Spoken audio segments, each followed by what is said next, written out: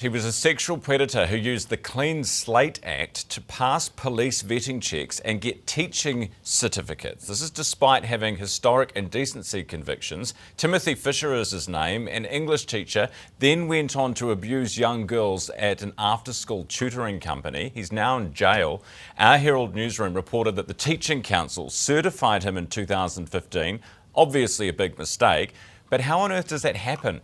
The job of the Teaching Council is to make sure that teachers are qualified, competent and safe to practice. Well, now a very concerning review shows the agency has lost focus on its key role of safeguarding children. Stephanie Mills is from the NZEI, the Early Childhood Teachers Union, joining us live this morning. Stephanie, hello. Morning. Morning. So, good to have you here. So do you think that the council's up to the job? I think teachers have a pretty robust relationship with the Teaching Council. There's been legal action taken against it in the past by unions. I think that, however, any review can be useful, but the irony with this one is that the focus on safeguarding children doesn't entirely line up with the current legislative requirements of what the council has to do. It's supposed to be providing safe and high quality teaching and learning experiences for children through raising the status of the profession. And so that is really the nub of the issue for many teachers, is that they haven't always seen the Teaching Council active in how they would like to see the profession being given mana and status.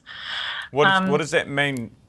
I mean, they're just there to certify whether you can do the job, aren't they? They're not like a cheerleading advocacy agency, are they?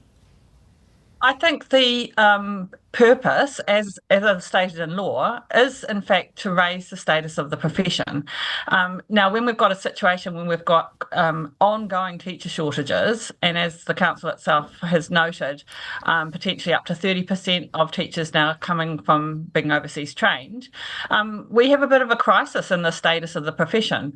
And so teachers who have paid for this council largely over the last decades do want to see it advocating for the expertise, the autonomy, the importance of teaching, the attractiveness of a teaching career. So I think the review has some useful pointers to that. It talks about the need for much more consistent and quality professional learning and development for teachers and school leaders. It talks about using the data it has to inform workforce planning. This is something we've been very, very keen on. But sadly, there hasn't been a whole of government approach. And I think in many ways, this review is putting the council at fault for a systemic problem that government hasn't addressed. Okay, but isn't this about the main job here is to keep kids safe? It's not doing that main job, it's trying to do other stuff? Well, you pointed to one case, but from our experience working on a day-to-day basis with the Teaching Council, for example, with the disciplinary tribunal, our experience is that they have a very strong emphasis on child safety. The issue really is that they are not on the front line in a school able to protect children at the coalface. That is where teachers actually primarily are doing a great job. But there are some issues, and often it's when an event has happened or an abuse has happened.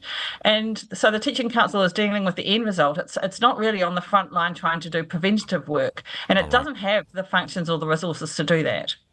Stephanie, appreciate your time this morning. Thanks for walking us through that report. That is Stephanie Mills from the NZEI, National Secretary there.